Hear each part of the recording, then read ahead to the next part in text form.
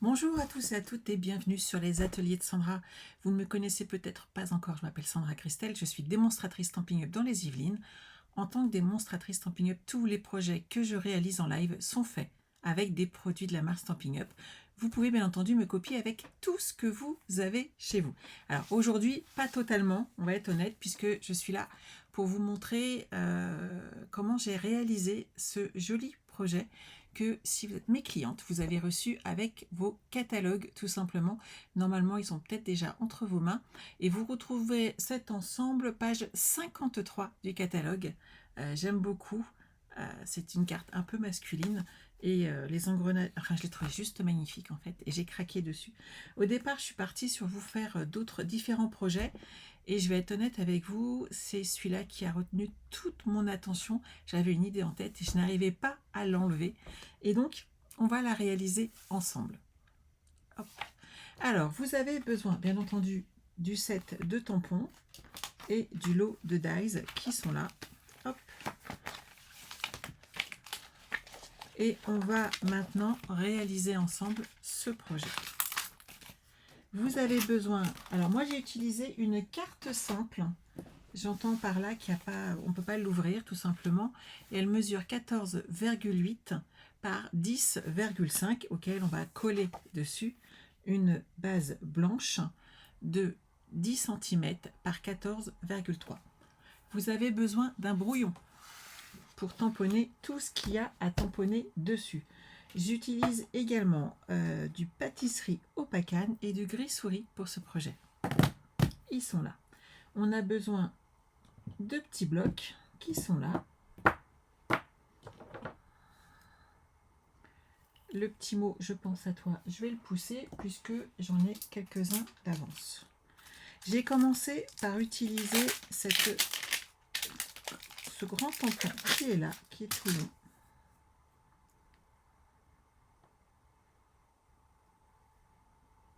Voilà, il m'a l'air droit.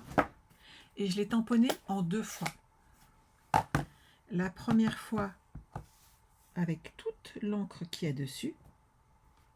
Et en fait, la deuxième fois, je l'ai déchargé sans retamponner. C'est ce qu'on appelle un tampon de la 2e génération. Vous allez voir que je l'utilise énormément sur ce projet. Ensuite, j'ai utilisé ce tampon-là, celui-ci, et hop, celui-là, il me reste les petites taches que j'ai également utilisées. Donc vous voyez, j'ai pas mal tamponné dessus, mais honnêtement, c'est ce qui fait joli. Donc, je vais commencer par amener un petit peu de structure comme ceci. J'ai joué après avec... Alors, elles seront... Aucune ne sera identique, on est d'accord, hein. Elles sont toutes totalement différentes, puisque des fois j'ai tamponné un peu aléatoirement, en sachant que j'ai mis toujours la même chose. Et là, je vais mettre des petites taches et je décharge d'abord.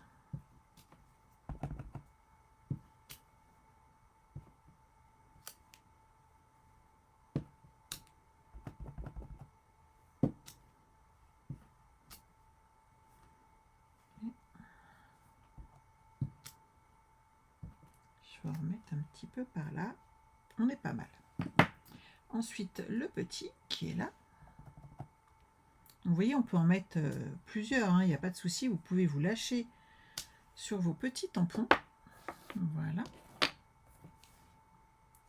Et j'ai utilisé ensuite pâtisserie Opacane. J'avais pas... Hop, je vais récupérer mon petit tapis pour les nettoyer.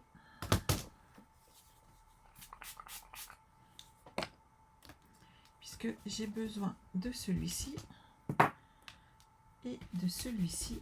Voilà. Donc on lave et on sèche, tout simplement avec notre scrub. Et comme ça, on peut réutiliser immédiatement notre tampon. Donc moi, j'ai rajouté un petit peu ici.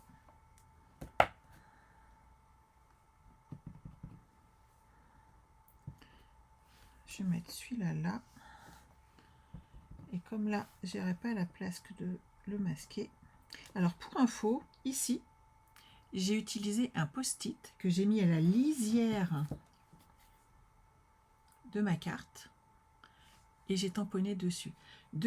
Et alors mon post-it était voilà, tout cracra derrière, mais on s'en fiche puisqu'on a cette impression où les flèches passent par le dessus. N'hésitez pas à jouer avec ces ombres et ces lumières, ça peut valoir le coup pour réaliser un très joli projet. Niveau tampon, moi je dirais que je suis pas mal. Voilà. Je vais pouvoir coller ma carte dessus.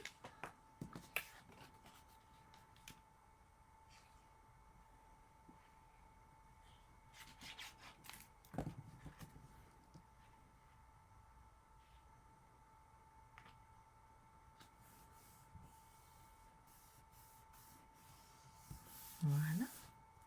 On va maintenant prendre quelques petites découpes. Alors, j'en ai là, puisque celle-ci, c'est celle que j'ai d'abîmer. Je ne vais pas prendre celle-là. Je vais prendre celle-ci.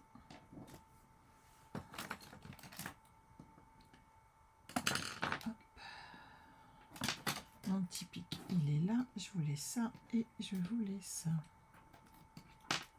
Voilà. Vous voyez là, ça a bougé. J'ai abîmé tout mon petit côté. Pas terrible. Je trouverais bien à l'utiliser en ne mettant que la moitié, tout simplement. Alors, j'ai utilisé le tout petit engrenage que j'ai découpé. Donc, j'ai utilisé de l'or et de l'argent pour amener un petit peu de structure à ces engrenages. Et certains sont même en argent brossé et d'autres en or brossé, suivant ce que j'avais dans toutes mes chutes. N'hésitez pas à les utiliser, hein, c'est fait pour ça. Hop. Et là, un petit glue-dot. Et regardez, je vais mettre cette partie-là. Ici, j'ai utilisé le petit mot « Je pense à toi ». Moi, je les ai préparés d'avance. Vous savez pourquoi? Parce que j'en ai plus de 150 à faire. Alors, après vous voyez, j'ai un petit peu de travail. Donc, hop, mais je me suis dit, autant vous montrer comment on réalise ce genre de projet. Ici, je vais le mettre à peu près par là. On est bien. Et je vais ajouter